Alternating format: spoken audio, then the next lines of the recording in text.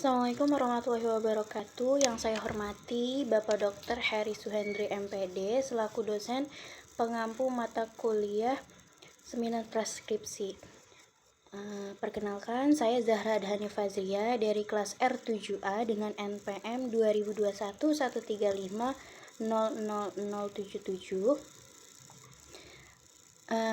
Pada hari ini saya akan mempresentasikan proposal penelitian saya yang berjudul Pengaruh kebiasaan berpikir terhadap kemampuan pemecahan masalah matematika siswa. Adapun tujuan dari penelitian ini adalah untuk memahami bagaimana kebiasaan berpikir dapat mempengaruhi kemampuan siswa dalam menyelesaikan masalah matematika. Selanjutnya yang akan saya bahas adalah latar belakang, identifikasi masalah, batasan masalah, kemudian rumusan masalah, tujuan penelitian, landasan teori, serta kerangka berpikir, penelitian relevan, metode penelitian, populasi, sampel, teknik sampel, kemudian pengumpulan data, dan instrumen.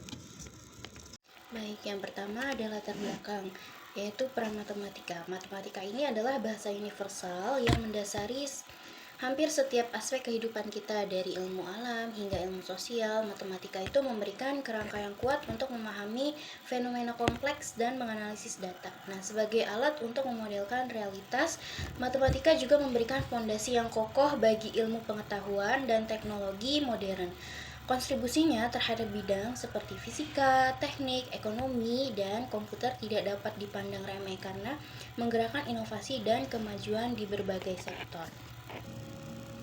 Kemudian peran matematika dalam pengembangan keterampilan, yaitu selain yang tadi sudah disebutkan, matematika juga memainkan peran penting dalam pengembangan keterampilan berpikir kritis dan pemecahan masalah.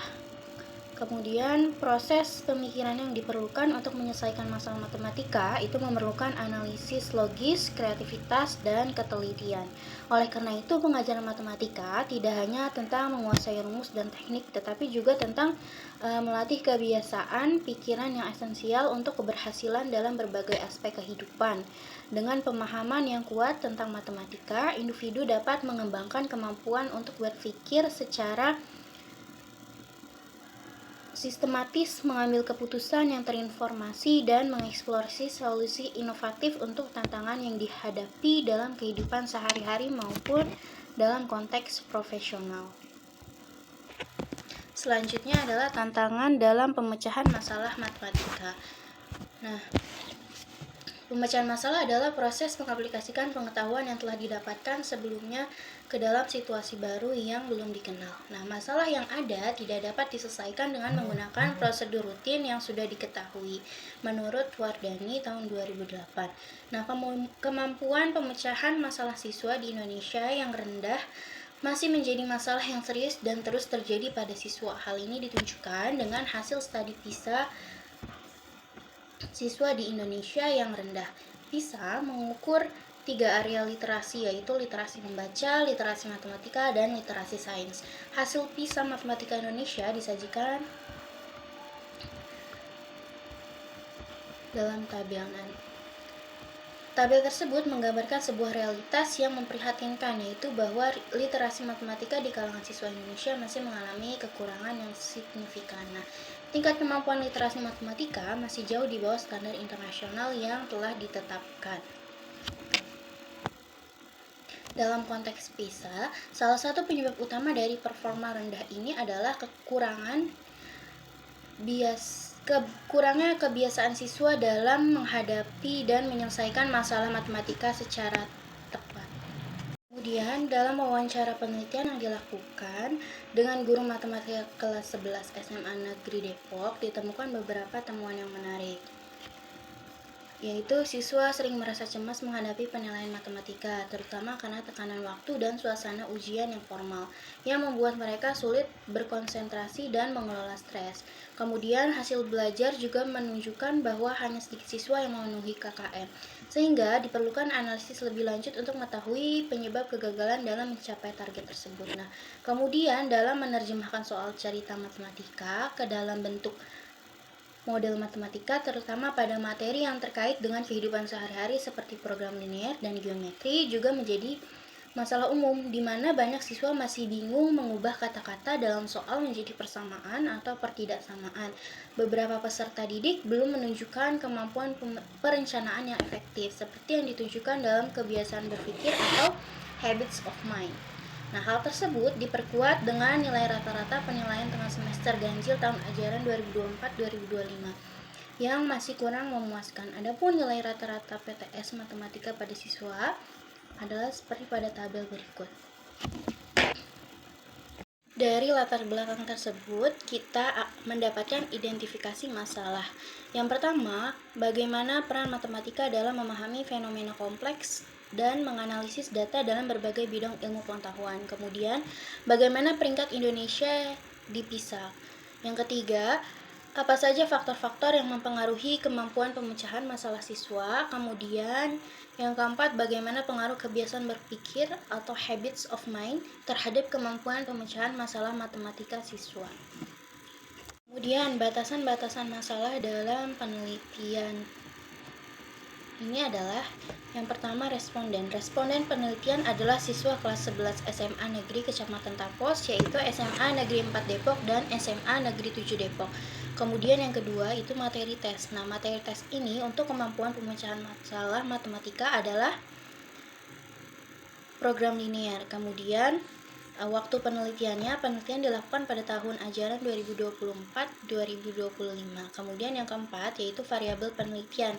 Variabel penelitiannya adalah kebiasaan berpikir sebagai variabel bebas dan kemampuan pemecahan masalah matematika sebagai variabel terikat. Selanjutnya ada rumusan masalah dan tujuan penelitian. Rumusan masalah dalam penelitian ini yaitu apakah kebiasaan berpikir memiliki pengaruh terhadap kemampuan pemecahan masalah matematika siswa kelas 11 SMA Negeri di Kecamatan Tapos. Kemudian, tujuan penelitiannya adalah untuk mengetahui pengaruh kebiasaan berpikir terhadap kemampuan pemecahan masalah matematika siswa kelas 11 SMA Negeri di Kecamatan Tapos. Kemudian, dalam wawancara penelitian yang dilakukan dengan guru matematika kelas 11 SMA Negeri Depok, ditemukan beberapa temuan yang menarik, yaitu siswa sering merasa cemas menghadapi penilaian matematika, terutama karena tekanan waktu dan suasana ujian yang formal, yang membuat mereka sulit berkonsentrasi dan mengelola stres.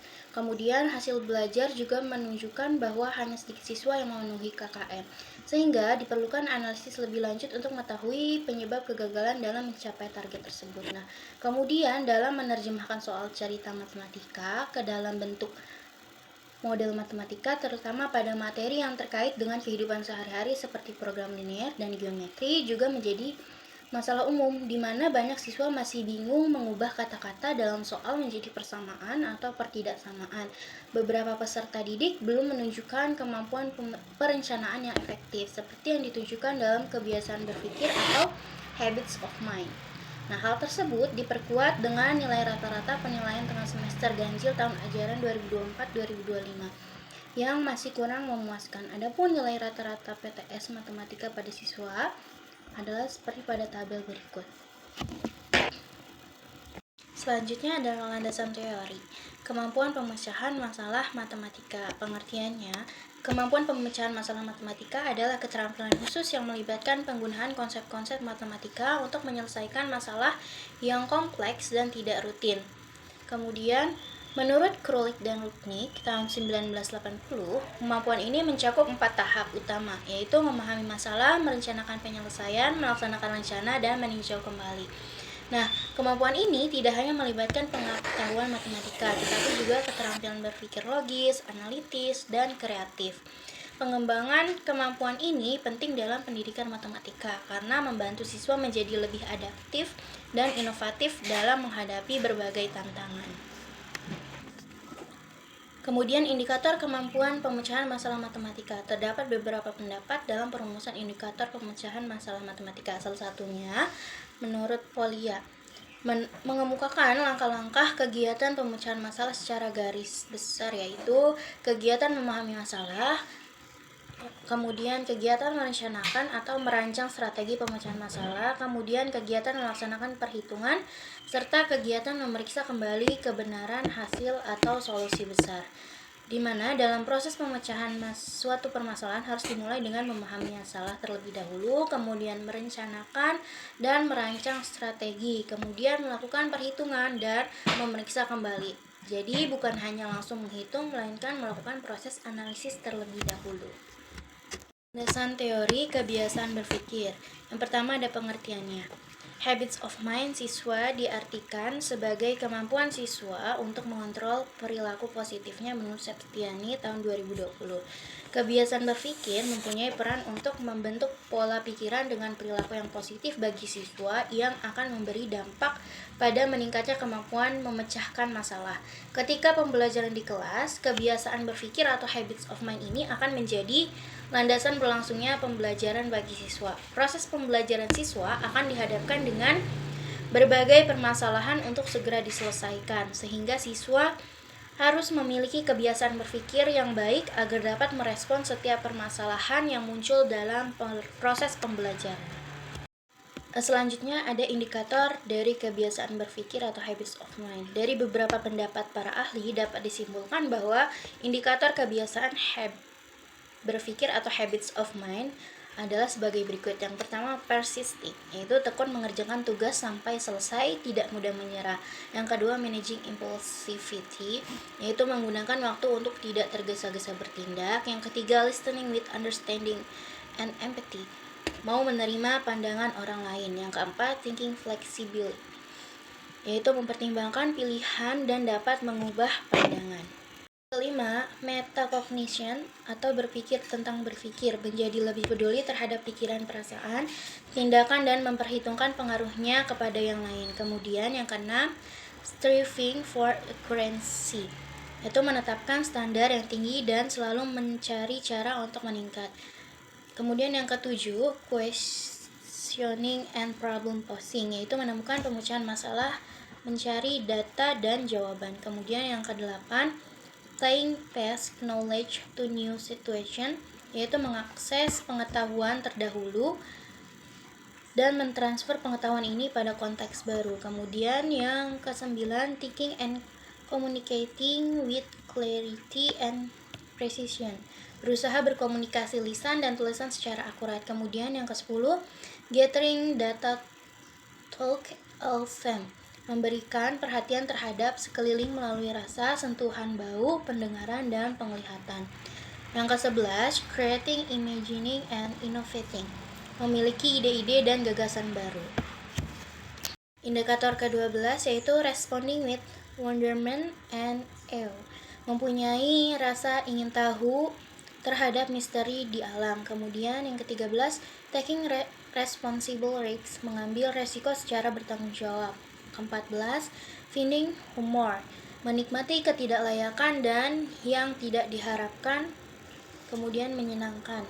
15, thinking interdependently, dapat bekerja dan belajar dengan orang lain dalam tim. 16, remaining open to continuous learning, tetap berusaha terus belajar dan menerima bila ada yang tidak diketahuinya. Kemudian ada kerangka berpikir, yaitu pengaruh kebiasaan berpikir terhadap kemampuan pemecahan masalah matematika. Nah, kebiasaan berpikir atau habits of mind merupakan puncak kecerdasan individu. Selain itu, kebiasaan berpikir juga merupakan indikator dari kemampuan akademik adalah dikuasai konsep pelajaran oleh siswa, sehingga kebiasaan pikiran memiliki pengaruh langsung terhadap penguasaan konsep matematika. Siswa yang memiliki kebiasaan berpikir yang tinggi diharapkan memiliki kemampuan pemecahan masalah matematika yang baik. Dengan membiasakan pembelajaran yang memiliki peningkatan aspek kebiasaan pikiran dan berlatih, diharapkan kemampuan pemecahan masalah matematika siswa juga menjadi meningkat. Kemudian hipotesis penelitiannya adalah berdasarkan landasan teori dan kerangka berpikir yang telah diuraikan di atas, maka dapat dirumuskan hipotesis penelitian sebagai berikut, yaitu terdapat pengaruh kebiasaan berpikir terhadap kemampuan pemecahan masalah matematika siswa. Selanjutnya ada penelitian relevan. Yang pertama, Novia Agustina dan Dadang Rahman Munandar tahun 2022 yang berjudul Pengaruh Habits of Mind dan Self-Efficacy terhadap Kemampuan Pemecahan Masalah Matematis Siswa. Berdasarkan hasil penelitian, dapat diambil kesimpulan bahwa terdapat pengaruh habits of mind terhadap kemampuan pemecahan masalah matematis yaitu sebesar 22,1%. Terdapat pengaruh self-efficacy terhadap kemampuan pemecahan masalah matematis yaitu sebesar 22,9%. Selanjutnya, terdapat pengaruh habits of mind dan self-efficacy terhadap kemampuan pemecahan masalah matematis yaitu sebesar 34,7%. Dengan demikian, diperoleh bahwa habits of mind dan self-efficacy berpengaruh signifikan terhadap kemampuan pemecahan masalah matematis siswa. Kemudian, yang kedua, penelitian yang dilakukan oleh Nuni Nurmala dan kawan-kawan pada tahun 2019 yang berjudul Pengaruh Habits of Mind atau Kebiasaan Berpikir terhadap Pemecahan Masalah Matematika Siswa SMP. Peneliti menggunakan indikator pemecahan masalah, memahami masalah, menyusun rencana pemecahan, melaksanakan rencana penyelesaian, memeriksa kembali. Dari tes yang diberikan, habits of mind mempengaruhi kemampuan pemecahan masalah siswa dan siswa terhambat pada indikator melaksanakan rencana penyelesaian dan memeriksa kembali jawaban.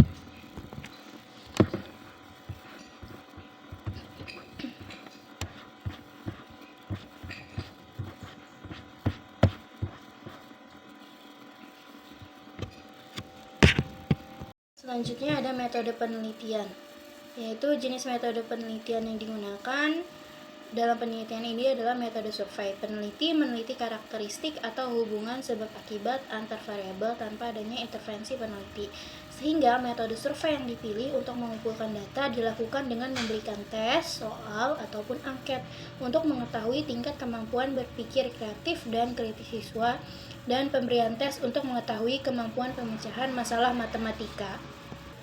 Desain penelitian. Variasi yang digunakan dalam penelitian ini terdiri dari data variabel bebas, yaitu kebiasaan berpikir, serta satu variabel terikat, yaitu kemampuan pemecahan masalah matematika. Analisis yang digunakan yaitu analisis regresi sederhana untuk melihat pengaruh antara variabel bebas X1 dengan variabel terikat Y1 secara parsial maupun bersama-sama. Kemudian model dari pengaruh antara variabel tersebut digambarkan pada diagram sebagai berikut.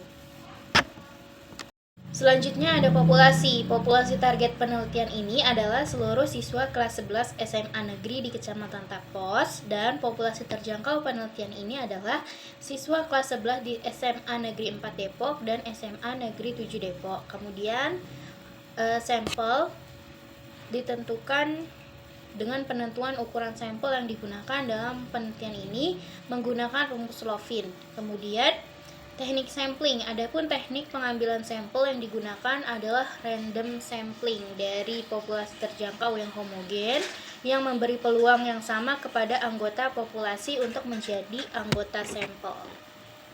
Kemudian ada teknik pengumpulan data. Teknik pengumpulan variabel bebas atau variabel X. Nah, kebiasaan berpikir ini diambil menggunakan teknik angket. Kemudian pengumpulan data dengan teknik ini dilakukan dengan cara mendistribusikan sejumlah instrumen berupa kuesioner atau angket kepada responden. Kemudian variabel terikat atau variabel Y, kemampuan pemecahan masalah matematika diambil menggunakan tes. Tes yang digunakan adalah tes berbentuk esai atau berupa uraian untuk mengukur yang dilakukan pada akhir pokok bahasan materi yang telah dipelajari. Ada instrumen penelitian. Yang pertama, kisi-kisi instrumen kemampuan pemecahan masalah matematika, yaitu materi program linear. Yang pertama, membuat model matematika dari soal cerita, kemudian membuat grafik himpunan penyelesaian pertidaksamaan linear, kemudian yang ketiga, menentukan nilai optimum dari sistem pertidaksamaan linear. Kemudian ada kisi-kisi instrumen kebiasaan berpikir. Yang pertama itu aspeknya itu persitting, yaitu berteguh hati. Kemudian yang kedua thinking flexible atau berpikir fleksibel. Yang ketiga ada metacognition, yaitu berpikir tentang berpikir. Kemudian yang keempat itu ada applying past knowledge to new situation, yaitu menggunakan pengetahuan masa lalu di situasi baru. Dan teknik analisis data yang digunakan yang pertama itu uji persyaratan analisis data, yaitu menggunakan uji normalitas. Yang kedua uji linearitas. Kemudian pengujian hipotesis. Yang pertama ada koefisien korelasi, kemudian yang kedua koefisien determinasi, yang ketiga persamaan regresi. Untuk selanjutnya hipotesis statistik. Hipotesis statistik pada penelitian ini dapat dirumuskan sebagai berikut, di mana H0 yaitu beta kurang dari sama dengan 0 dan H1-nya beta lebih dari 0. Keterangannya H0 itu tidak terdapat pengaruh yang positif kebiasaan berpikir terhadap kemampuan pemecahan masalah matematika.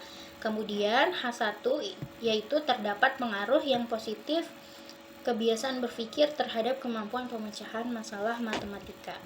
Sekian presentasi pemaparan proposal penelitian yang dapat saya sampaikan.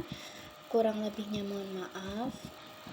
Terima kasih. Wassalamualaikum warahmatullahi wabarakatuh.